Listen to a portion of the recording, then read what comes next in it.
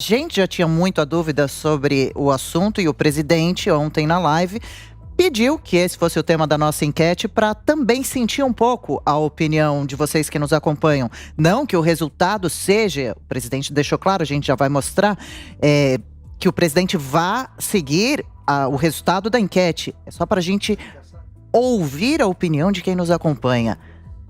O que o povo pensa, e a pergunta é a seguinte, então: o presidente Jair Bolsonaro deve vetar ou sancionar o projeto de lei sobre a diferença salarial entre homens e mulheres? A resposta, para não ter confusão, é bem clara, sim: vetar, sancionar. Você que é mulher, especialmente, dê o seu voto lá, participem todos, é claro. A gente quer de verdade saber, porque essa pergunta referente à proposta que altera a CLT, impondo ao empregador multa em favor da empregada, correspondente a 5 vezes a diferença verificada em todo o período da contratação, causa polêmica. Críticos dizem que ele pode gerar, esse projeto de lei, ainda mais desemprego para as mulheres, inibindo contratações. Defensores falam que o projeto é um avanço no caminho rumo à igualdade salarial entre homens e mulheres. E ontem, como eu disse então na live, o presidente falou sobre isso. A gente separou o Cleiton Binha, né, que já corre, faz todo o programa pra gente nos bastidores, separou esse trecho pra gente acompanhar juntinhos aqui de novo. Vamos ver. O projeto aqui é extremamente polêmico. Vamos lá. Hoje em dia, como é que é a questão da CLT? Uma pessoa que pague, né, para homens e mulheres que exerçam as mesmas funções, salário diferente, menor para homem, menor para mulher do que o homem, tem uma multa. E essa multa pode chegar até R$ 3.200. Certo? O que esse novo projeto alterou esse artigo aqui da CLT? Você vai levar em conta os últimos 5 anos que essa pessoa teve, que essa mulher ganhou a menos salário, né? Vai achar a diferença e vai multiplicar por 5. Então é só fazer umas contas aí. 5 anos são 60 meses, se a mulher está ganhando menos R$1.000, são 60 mil vezes 5, R$300 mil. Então essa mulher aí vai ter direito, ou a empresa vai ser multada em R$300 mil. 5 anos, 60 meses, né? Se ela ganhou menos R$1.000 por mês do que o homem, seria R$60 mil. Como multiplica por 5 isso? R$300 mil. Você, empresário, sentiu aí o problema? Bem, o que acontece? O projeto chegou para eu sancionar ou vetar.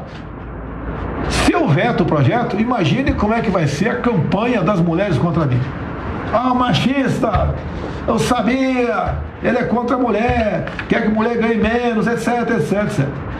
Se eu sanciono, os empregadores vão falar o seguinte: poxa, pode o que eu estou pagando aqui ser questionado judicialmente. Na justiça trabalhista, dificilmente o patrão ganha, quase sempre o empregado ou a empregada, no caso, ganha. Então, eu acho que a função é diferente, a juíza do trabalho achou que não é igual, eu posso ter uma multa de 200, 300, 400, R$1 milhão. Vai quebrar a empresa. Daí o pessoal fala aí que está nos ouvindo, né? Mas tem que ser assim mesmo. Qual a consequência disso aqui, vetado ou sancionado? Vetado, eu vou ser massacrado. Sancionado, você acha que as mulheres vão ter mais facilidade de arranjar emprego ou não no mercado de trabalho? Não responda não. Responda que vai ser criticado também. Qualquer resposta aqui você vai apanhar. E agora, como fica essa discussão, hein? O Senado já aprovou em votação simbólica o projeto da lei de lei da Câmara, e agora então segue para a sanção do presidente ou não. Repito a pergunta: o presidente deve vetar ou sancionar o projeto sobre a diferença salarial entre homens e mulheres? Vetar ou sancionar, o caminho você já conhece, site jp.com.br, e ali você já encontra logo na primeira página, bem rapidinho, o caminho para dar o seu voto. Daqui a pouco a gente acompanha o resultado final, mas a gente já está de olho, né, Augusto, na votação. Você quer dar uma assinada no assunto? Eu quero rabiscar o desenho que eu esbocei ali ontem. É o seguinte: esse projeto, ele pode resultar no aumento da rejeição dos empresários à contratação da mão de obra feminina, porque eles não querem correr o risco de pagar uma multa muito grande. É uma multa exagerada. Já existe uma multa que é aplicada hoje, mas essa é muito maior. né, extraordinariamente maior. Agora, esse projeto representa também politicamente uma armadilha, tanto que foi a armadilha forjada pelo autor do texto, que é o Paulo Paim, né, histórico quadro do PT, aí que queria fixar o salário mínimo, sempre lutou por isso, numa quantia irreal, inalcançável, né? E agora ele está querendo aumentar essa multa.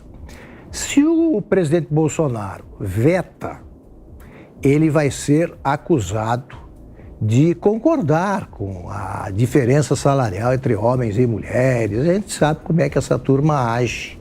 Então, se ele, como ele próprio disse, se ele sanciona, os empresários, estimulados ou incitados pela mesma turma, daqui a pouco vão estar dizendo, como é que deixou passar uma coisa dessas? Agora as mulheres estão sendo prejudicadas, etc, etc. Eu disse o seguinte, se você quiser pensar nas consequências para o país, você tende a sancionar, né? A vetar, porque você não pode ameaçar as empresas com uma multa desse tamanho. Mas, se você veta, o Congresso vai derrubar o veto, e vai acusar o presidente Bolsonaro, vai fazer as mesmas acusações a que eu já me referi. Então, se prevalecer aí a inteligência política, esse projeto de lei vai ser sancionado. Porque o Bolsonaro deveria dizer, olha, problema do Congresso, eu fiz todas as advertências, e a bancada feminina do Congresso chancelou essa ideia. Então, queixem-se a eles e a elas. E a Ana, até mesmo como mulher também, Ana, já tem uma opinião formada sobre a questão? Olha, Adriana, como mulher, eu não vou dizer o que eu acho que o presidente deveria fazer, né? Embora ontem o Augusto disse uma frase muito interessante, que é para problemas políticos a gente dá soluções políticas também. Gostei muito dessa frase que o Augusto disse ontem, então eu vou falar agora como mulher, não o que eu acho que o presidente deveria fazer, mas como mulher, Adriana, eu não gostaria de uma lei assim, que eu acho que vai restringir muito o mercado de trabalho para as mulheres, o mercado de trabalho aí que nem é o ideal. Nós já temos uma proteção constitucional em relação a salários iguais para as mesmas funções dentro de uma empresa. Isso já existe na nossa Constituição, já há essa proteção. Agora, essa multa, como o Augusto colocou, grande e muito exagerada, eu acho que assusta muitos empresários em relação à contratação de mulheres. Augusto também foi muito feliz em tocar no ponto das ações trabalhistas, né? A justiça trabalhista, a gente sabe que dificilmente o patrão ganha.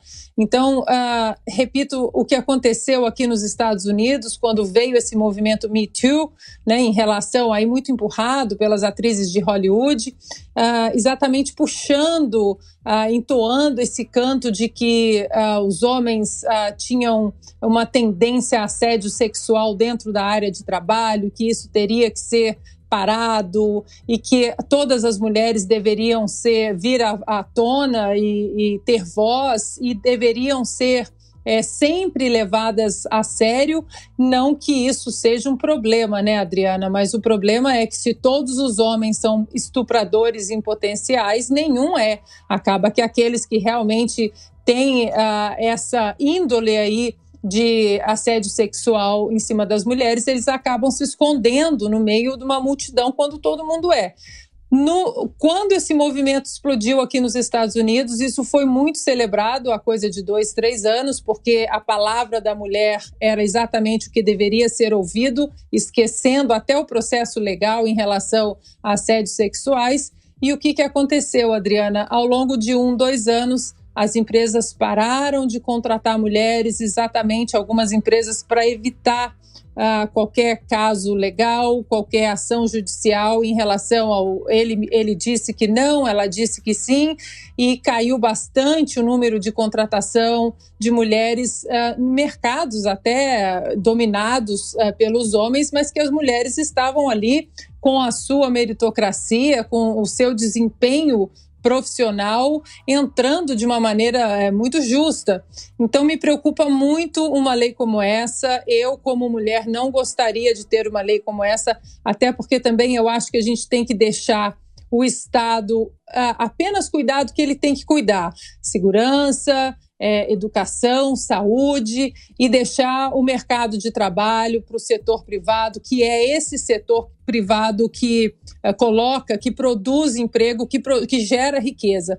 O Estado não gera riqueza, o Estado não gera emprego, a gente tem que deixar o setor privado trabalhar em paz, e a armadilha está feita, né? Como o Augusto disse, e nós mencionamos aqui essa semana, porque se ele veta exatamente pensando nessas consequências para as mulheres no futuro, o próprio parlamento pode derrubar esse veto dele e o presidente Bolsonaro ficar com essa pecha aí de misógino e que não pensa nas mulheres.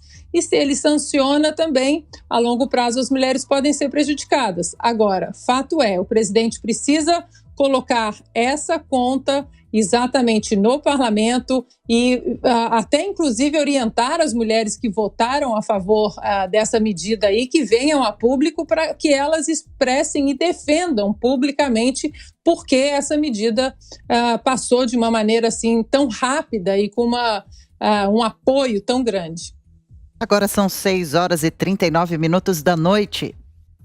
Zé Maria, será que em um minutinho consegue falar pra gente também suas impressões sobre o assunto, Zé? Parece ser uma faca de dois gumes, Zé? Eu nem acho, sabe? A atividade política e a gestão pública e até privada é de decisão mesmo. Veja bem, o Estado não gera riqueza, isso é correto, né? Mas o Estado tem que ser forte para gerar proteção. O Estado tem que gerar proteção. Nós estamos vivendo, inclusive, um momento como esse, que o Estado está gerando proteção. Como é isso? Através do SUS, atendendo os doentes, né, os que contraíram a Covid, e vacinando. Isso é uma proteção. Da mesma forma, a avaliação de leis que possam gerar proteção ao mais fraco. No caso do trabalhador e, de outro lado, a empresa. Não se pode deixar tudo livremente aberto, esse laissez-faire, ou seja, deixar e fazer, deixar e passar, é tudo que a empresa faz, porque aí precariza o trabalho.